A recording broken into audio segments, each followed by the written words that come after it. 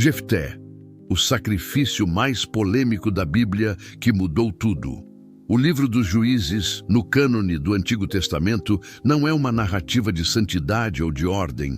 É um registro cru, violento e profundamente honesto da falência moral e da anarquia que assolava Israel. Neste contexto de caos, de apostasia cíclica e de opressão estrangeira punitiva, surge a figura paradoxal e trágica do juiz Jefté. Sua história pessoal é uma jornada dolorosa, de rejeição, de redenção militar improvável e, finalmente, de uma tragédia teológica e familiar que ressoa por séculos. Jefté, o libertador que liderou Israel, era, ironicamente, um filho bastardo, na sua própria linhagem e na sua própria casa.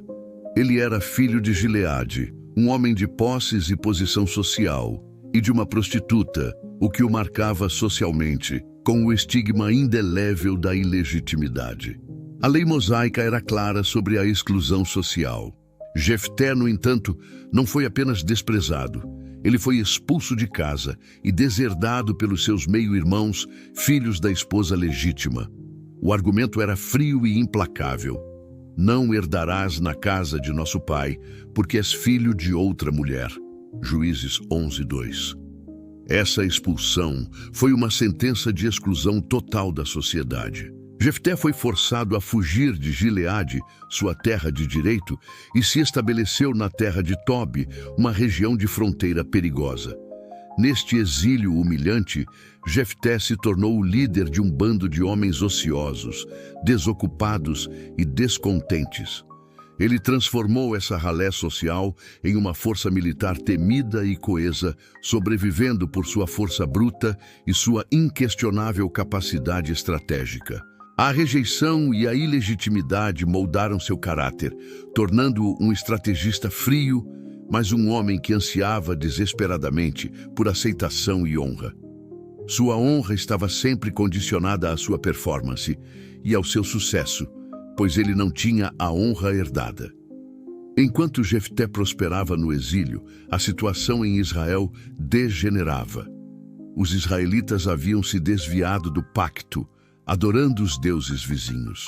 Em retribuição, o Senhor permitiu que os amalequitas e os amonitas os oprimissem severamente por 18 longos anos. Essa opressão estrangeira era a punição divina pela infidelidade do povo. Quando a dor e o sofrimento se tornaram insuportáveis, os anciãos de Gileade, em desespero e sem alternativas, voltaram-se para o único homem capaz de salvá-los, o bastardo que eles próprios haviam rejeitado. A ironia era brutal. A sobrevivência de Israel dependia do filho que a lei e a sociedade haviam condenado. Os anciãos imploraram a Jefté: vem e sê o nosso chefe, para que pelejemos contra os filhos de Amon. Juízes 11:6. A resposta de Jefté é o clímax do ressentimento guardado por anos. Ele os confronta, expondo a hipocrisia da liderança. Não me odiastes vós e não me expulsastes da casa de meu pai? Por que, pois, vindes a mim agora, quando estais em angústia? Juízes 11:7. Jefté exigiu um pacto solene e inquebrável, impondo a condição de que, se ele vencesse, ele seria chefe e cabeça sobre todos os moradores de Gileade, permanentemente. Sua demanda era a reversão total de sua ilegitimidade e a aceitação plena por toda a nação. Os anciãos, em sua aflição, juraram perante o Senhor em Mispá, selando o destino de Israel com o bastardo rejeitado. A negociação com Amon e o voto de Jefté, a teologia do Espírito Santo, a precedência da lei e a promessa desnecessária que selou a tragédia familiar. Investido de autoridade legítima, Jefté inicia sua missão com um ato de profunda inteligência diplomática, buscando a paz pelo direito antes de recorrer à espada. Ele envia mensageiros ao rei dos Amonitas, questionando a razão e o direito da ocupação. O rei de Amon respondeu com a alegação de que Israel havia roubado suas terras originais. Jefté, um estudioso detalhista da história de Israel, uma ironia, respondeu com uma refutação teológica e histórica perfeita baseada nos fatos da Torá. Ele lembrou ao rei amonita que Israel não tomou as terras de Amon, mas sim as terras de Seom, rei dos amorreus. A posse de Israel era um fato teológico, um dom divino, e não um ato de roubo militar. Ele confrontou o ídolo. Assim também nós possuiremos o que o Senhor nosso Deus nos tem dado. Juízes 11:24. Esta refutação de Jefté é um ponto alto de consciência teológica, pois ele baseia seu direito na aliança divina e não na mera força. O rei amonita, no entanto, rejeitou a mensagem, tornando a guerra inevitável.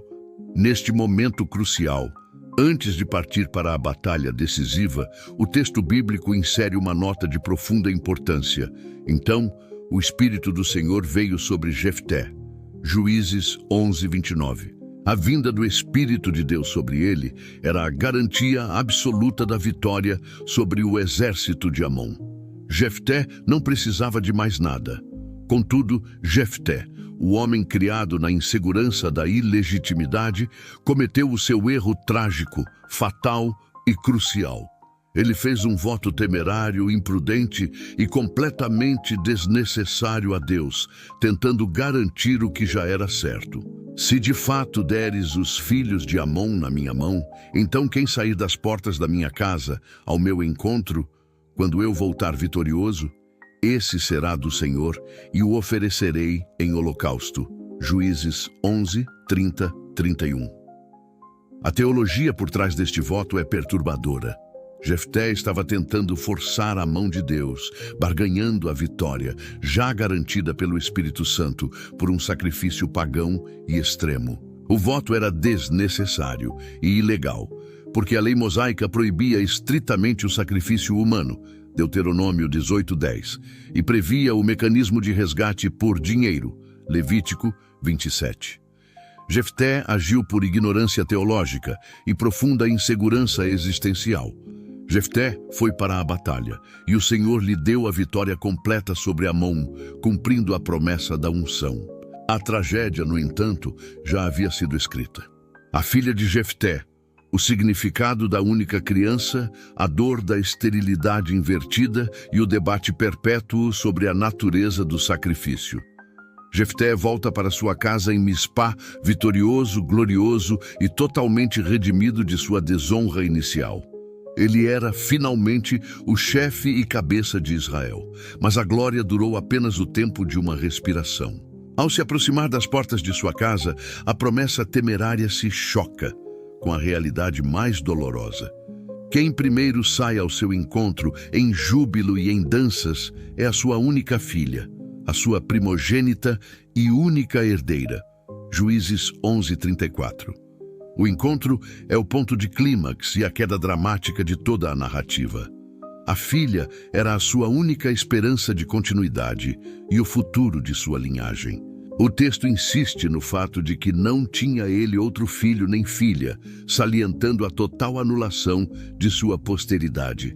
Jefté, ao vê-la, rasga suas vestes, um sinal de luto e desespero extremo, e clama em agonia: "Ah, minha filha, verdadeiramente me abateste, porque eu abri a minha boca ao Senhor e não posso voltar atrás."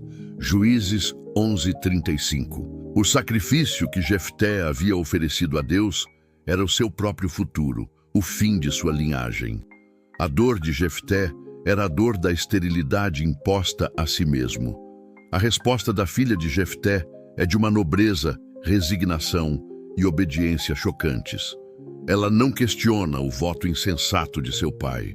Ela apenas pede que ele cumpra o que jurou, mas com uma condição profunda: "Deixa-me por 2 meses para que eu vá e chore a minha virgindade, eu e as minhas companheiras." Juízes 11:37. O choro pela virgindade é o cerne da tragédia teológica. Não era o choro pelo medo da morte, mas pelo fim da possibilidade de ter descendência em Israel. Para uma mulher israelita, A morte sem filhos significava a perda da chance de ser ancestral do Messias. Ela chorava a anulação de sua posteridade. Jefté cumpriu o seu voto após o período de 2 meses. O texto bíblico é breve, direto e assustadoramente conciso, e assim fez nela o seu voto que tinha feito. Juízes 11:39. A natureza exata desse sacrifício é o ponto mais polêmico e debatido. A teologia tradicional se divide. Seja qual for a natureza exata, o resultado teológico e prático é o mesmo. A linhagem de Jefté foi extinta em função de sua imprudência. A glória de sua vitória foi maculada pela tragédia da anulação de sua posteridade. O cisma de Efraim, o fim violento e a inclusão em Hebreus 11, a teologia do voto e o preço da desobediência à lei de resgate. Após a vitória e o trágico sacrifício da filha, o breve ministério de Jefté não termina em paz, mas em mais derramamento de sangue e em divisão interna. Os homens da poderosa tribo de Efraim confrontaram Jefté com ciúme e desdém, questionando por que ele não os havia convocado. Eles ameaçaram com violência queimar a casa de Jefté sobre ele. Este confronto expõe a profunda fragmentação e o tribalismo doentio que existiam em Israel. Jefté, o homem que lutou por aceitação, agora confrontava a inveja e a rejeição de sua própria nação. Ele respondeu que havia clamado a Efraim, mas eles não vieram. O argumento não convenceu os efraimitas, que insultaram os gileaditas, chamando-os de fugitivos e bastardos de Efraim. Juízes 12:4. A briga degenerou rapidamente para um conflito civil e fratricida sangrento. Para identificar e capturar os fugitivos, os gileaditas usaram um teste fonético cruel e infalível. Eles pediam que os suspeitos pronunciassem a palavra Shibolet, espiga ou torrente. Os efraimitas, devido ao seu dialeto, pronunciavam o som como Sibolet, incapazes de produzir o som sh. Esse simples erro de pronúncia era a sua sentença de morte imediata. 22.000 homens de Efraim foram mortos neste conflito interno e sombrio. Um dos dilemas centrais dessa história é o porquê de Jefté ter cumprido um voto que era expressamente proibido pela lei de Deus. A lei mosaica fornecia uma clara saída de emergência. Levítico 27, 1:8. A lei de resgate tornava o sacrifício humano desnecessário. O fato de Jefté não ter resgatado a filha sublinha sua profunda ignorância teológica ou sua crença fatalista herdada da cultura pagã vizinha. Jefté governou Israel por apenas 6 anos. Seu nome, no entanto, é citado de forma surpreendente no livro de Hebreus, no panteão dos heróis da fé, Hebreus 11:32. O legado de Jefté, fé na batalha, falha na aliança e a lição sobre barganhas com Deus. A inclusão de Jefté na galeria da fé não se baseia em seu voto trágico e pecaminoso. Sua menção em Hebreus refere-se especificamente à fé que ele demonstrou em seu papel militar ao desafiar os amonitas. O Espírito do Senhor veio sobre ele antes do voto, garantindo que sua vitória fosse um ato de fé.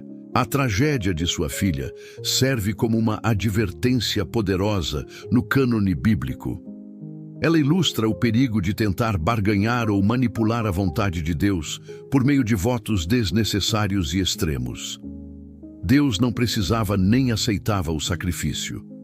O sacrifício da filha de Jefté resultou na morte de sua linhagem, garantindo que ele não tivesse posteridade. O juiz Jefté é, portanto, um símbolo do período em que não havia rei em Israel e cada um fazia o que parecia reto aos seus próprios olhos. Juízes 21:25. Ele foi um libertador ungido por Deus, mas um homem falho, moldado pela rejeição. Sua vida é uma lição sombria sobre o custo da imprudência na fé e o peso inegociável da lei divina. O sacrifício de sua filha não mudou a história, mas garantiu a extinção de uma linhagem marcada pelo mal-entendido teológico.